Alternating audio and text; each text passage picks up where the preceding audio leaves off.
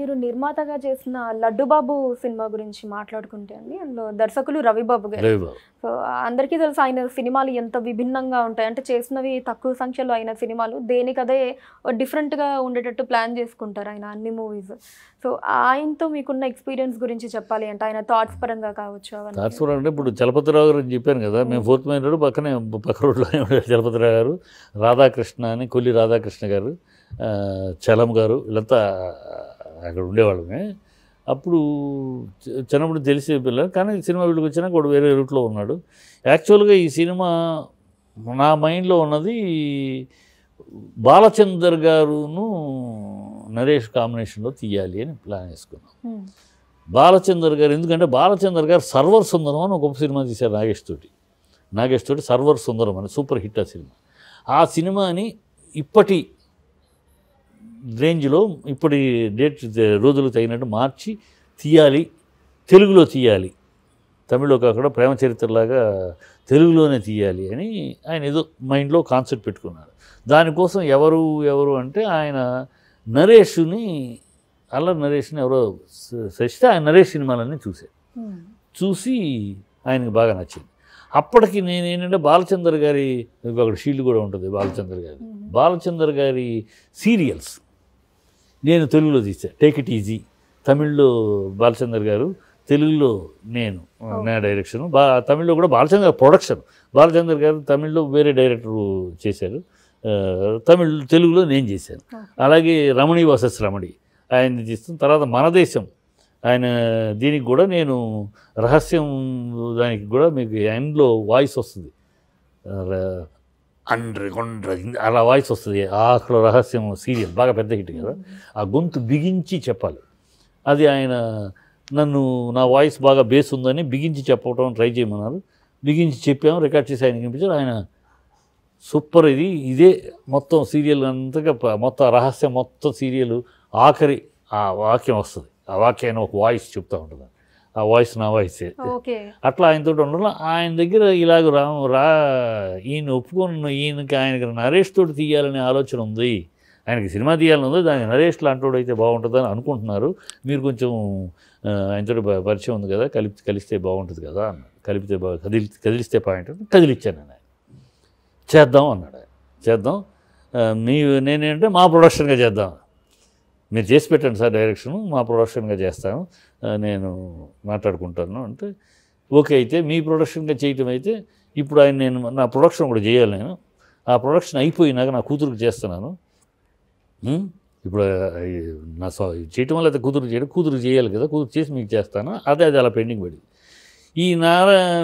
ఇతనితో చేద్దామన్న ఆలోచన నాలో ఉండిపోయింది. అది నా తమ్ముడికి సరే వీళ్ళ కాంబినేషన్ అల్లరి తర్వాత వీళ్ళిద్దరు కాంబినేషన్ రాలేదు, మళ్ళీ చాలా గ్యాప్ వచ్చింది, కాంబినేషన్తో బాగుంటుందని ఈ సినిమా తీయాలని పట్టడం. అప్పుడు నేను రాజకీయాల్లో ఢిల్లీలో ఉండిపోవటం, బీజేపీ తరఫున దీనికోసం ఢిల్లీ వెళ్ళడం రావడం, రాజకీయాలు ఉండడం, నేను కాన్సన్ట్రేట్ దీనికి ఉండలేను అనటంలో నా తమ్ముడు ఆధ్వర్యంలో సినిమా నాన్నగారి బ్యానర్ మీద సినిమా చేశాను. అది ఆ సినిమా సగంలో ఉండగా నాకు విషయం తెలిసి కొన్ని సూచనలు చెప్పారు, వినిపించుకోలేదు ఎవరు. నా సూచనలు ఏంటి, లడ్డుబాబు ఆరంభం నుంచి చివరిదాకా లావుగా ఉంటే నరేష్ ఎందుకు, కృష్ణుని పెట్టచ్చు కదా, లడ్డుబాబు అనేవాడు ఏదో ఒక అమావాస్య రోజు లేకపోతే ఏదో 12 గంటలకు లేదో ఒక సౌండ్ వస్తేనో లావు అవుతాడు, ఏదో దీంతో లావు అవుతాడు, లేనప్పుడు మామూలుగానే ఉంటాడు. అప్పుడు కదా పన్ను థ్రిల్లు ఉంటుంది. వీడు చక్కటి హీరోయిన్ తోటి మంచి రొమాంటిక్ మూడ్లో ఏదో మాట్లాడుతున్నప్పుడు టాంగ్ అని కొట్టింది అనక డుడు నువ్వు టెన్షన్ వస్తుంది ఆడియన్స్కి. అమ్మ ఇప్పుడు ఏమైనా ఎలా అవుతారు, ఎలా ఉంటుంది. అదే పూర్తిగా లావుకుంటే ప్రయోజనం ఏమిటి అంటే వాడు అంగీకరించాల, అదే వెరైటీ అన్నారు. సరే నేనేమో దూరంగా ఉన్నాను, మధ్యలో ఇంటర్ఫైర్ అయ్యి నేను కాలు పెట్టి చేయటం సబబు కాదు. ఇంటర్వ్యూ అప్పుడు ఇండస్ట్రీ ట్రెండ్ కూడా వేరుగా ఉంది. మా రోజుల్లో నా డైరెక్షన్ అయితే నేను మిగతా ఇతరుల ఇంటర్ఫరెన్స్ అంగీకరించను ఏదైనా సరే. ఇప్పుడు తప్పదు, ఇవాళ అలా ఉంది కనుక ఊరుకున్నాను. రెండో సెషన్ చెప్పా, అంతర్జాతీయంగా ఒక సెంటిమెంట్ ఉంది, మన దేశానికి పరిమితం కాదు, అంతర్జాతీయంగా ఒక సెంటిమెంట్ అంటే ఏ తల్లిదండ్రులైనా ఒక అవిటిగా పుట్టిన బిడ్డని అది ఎలాంటి అవిటితనమైన అవిటిగా పుట్టిన బిడ్డని లోకమంతా తప్పు మాట్లాడచ్చు కాక, లోకమంతా ఈసడించచ్చు కాక, లోకమంతా అవమానించి మాట్లాడచ్చు కాక, కానీ ఆ తల్లిదండ్రులు మాత్రం అలాంటి అవిటి బిడ్డని ఏనాడో అవమానించరు.